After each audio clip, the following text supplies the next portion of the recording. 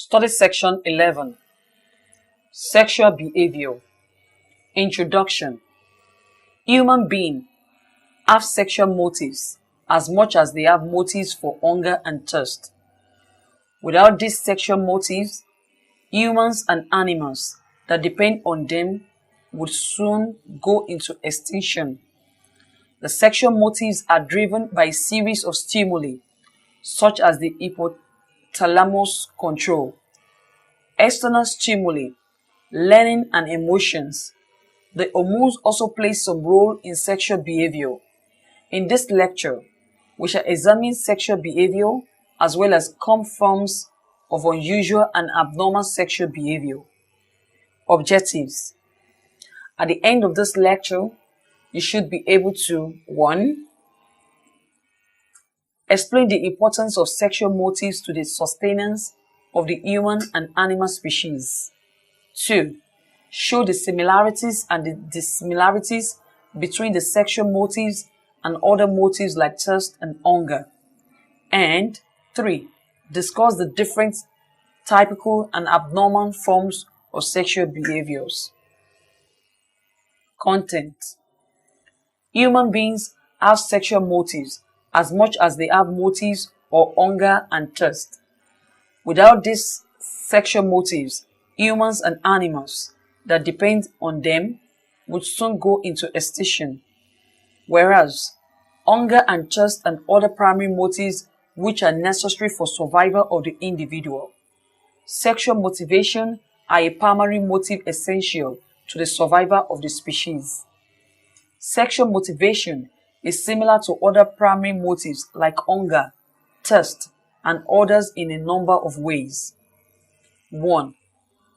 Hypothalamic control. Just like hunger and thirst, sexual motives are controlled by the hypothalamus. When the hypothalamus is surgically destroyed, sexual behavior will not be initiated even in the presence of provocative sexual stimuli. A section of the hypothalamus inhibits sexual behavior. If the inhibiting system is destroyed in laboratory animals, they engage in unusual and unrestrained amounts of sexual behavior. The hypothalamus also indirectly influences female sexuality through its control of the menstrual cycle. 2. External stimuli. Just as the sight and aroma of food can stimulate hunger, so highly sensitive is also a sexual motivation to external stimuli. The person who is initially not sexually aroused, whether male or female, will often be aroused by a seductive partner or romantic fantasies. One aspect of the role of external stimuli has been termed the Coolidge effect. Following intercourse, males of many animal species will have intercourse again with the same receptive female sometime after the refractory period has elapsed. 3. The role of learning. Sexual motivations is influenced by learning. The enormous variety in the sexual behavior of the members of any society at any point in history strongly points to the role of learning in sexuality. Differences in sexuality between cultures also portray the influence of learning experience on sexual motivation. 4. Role of emotions. Sexual motivations is influenced to a great extent by emotions, stress, anxiety, and depression. They are accompanied by increased sympathetic autonomic arousal, and because sexual arousal is mediated by parasympathetic arousal, which is in opposition to the sympathetic activity, these emotions generally result in a decrease in sexual motivation.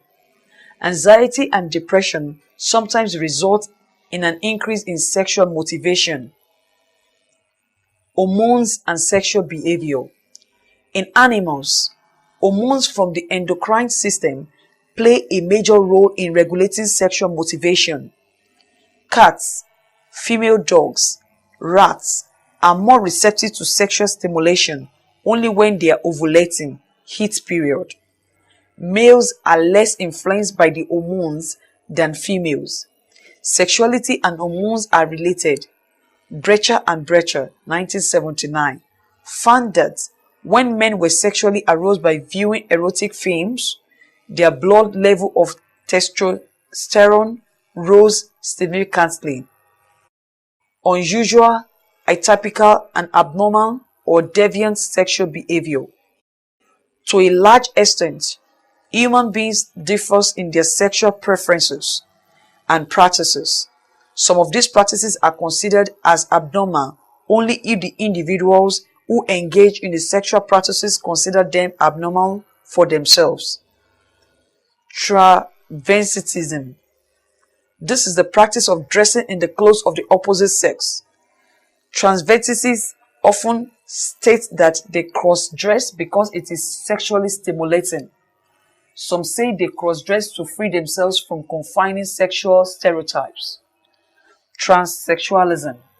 This is a condition in which the individual feels trapped in a body of the wrong sex. Example is a male who is anatomically male but feels is actually a woman given the wrong body. Transsexual occasionally or permanently dress in clothes of the opposite anatomical sex. To them, cross-dressing has nothing to do with sexual arousal, but thought they may feel that they are dressing in the clothes of their true sex. In some instances, these individuals undergo hormone injection and plastic surgery to change their sex. Fetishism. This refers to the acts whereby individuals are primarily or exclusively aroused by specific objects or materials, e.g., underwear, panties, shoes, etc.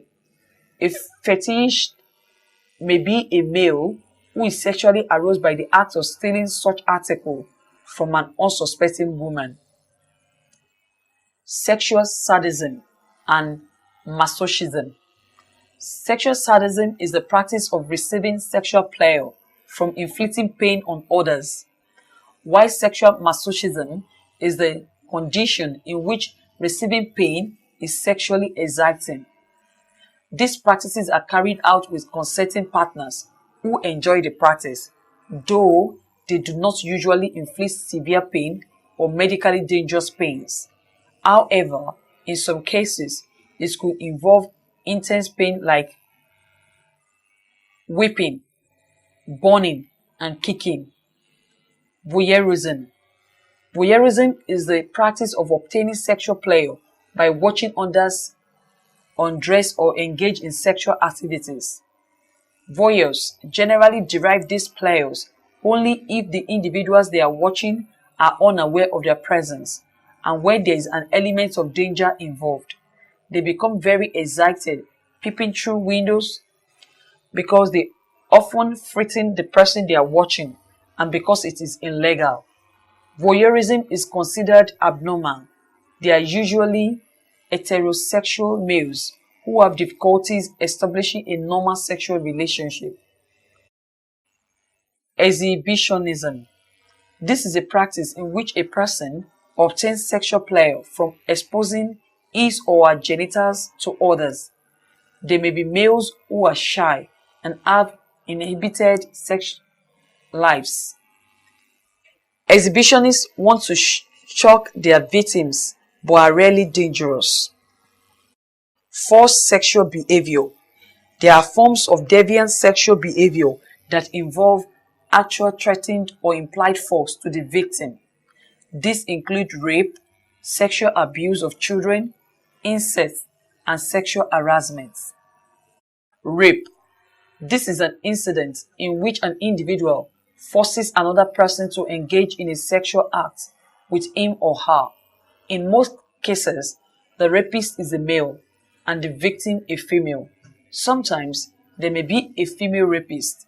The aftermath of rape often leaves the victim with a feeling that their entire life has been altered due to the assault. Such feeling like intense anxiety, depression, as well as disturbance in sleep, relationships, and daily functioning usually occur. Sexual abuse of children, pedophilia. This is a situation where children are sexually assaulted or exploited. When the sexual contact is by a family member, the sexual abuse is termed incest. When the sexual act involves some force or threat of force, the assault is child rape. However, there are no force. It is a child molestation. Children who have been sexually abused manifest difficult emotional or behavioral reactions. The children often tend to be traumatized and suffer traumatic reaction. Sometimes the child might feel a sense of personal betrayal by the person who violated them and feel stigmatized because they have been assaulted. The adults who engage in sexual activities with children experience sexual pleasure through sexual contact with the children. They usually first gain the trust and acceptance of their victims before engaging in sexual behaviors with them. The child molesters are usually neighbors, family members, or someone who knows the child. Sexual harassment.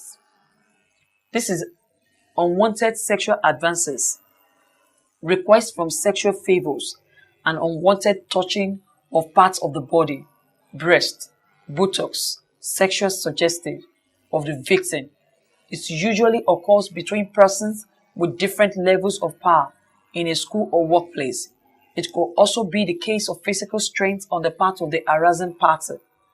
Most incidents of harassment are not reported to the authorities due to power imbalance. Every victim of sexual harassment suffers in the sense of becoming less comfortable and relaxed at school or work. Sexual harassment can provoke a serious level of anxiety and depression. Sexually transmitted diseases, STDs. They are diseases caused by microorganisms that spread through sexual contacts. Today, different STDs threaten the health of millions of people each year. Some are easily treated and cured if detected early. Others are incurable and may eventually lead to death when untreated and unattended to. STDs can cause infertility, and they also pose serious health threats to pregnant women and their offspring. All STDs require immediate medical attention. The likelihood of contracting STDs increases sharply with the frequency of unsafe sex.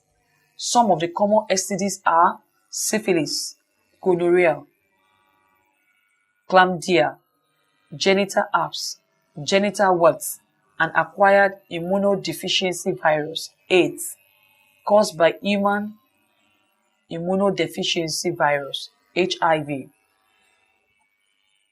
Summary. 1. Whereas hunger and thirst and other primary motives are necessary for survival of the individual, sexual motivation are primary motives essential to the survival of the species. 2. Sexual motivation is similar to other primary motives like hunger, thirst, and others in a number of ways. 3. In animals, hormones from the endocrine system play a major role in regulating sexual motivation. 4. Human beings differ in their sexual preferences and practices. Some of these practices are considered as abnormal only if the individuals who engage in the sexual practices consider them abnormal for themselves. 5. Sexually transmitted diseases, STDs, are diseases caused by microorganisms that spread through sexual contacts. Some are easily treated and cured if detected early. Others are incurable and may eventually lead to death. End of study section 11. Thanks for listening.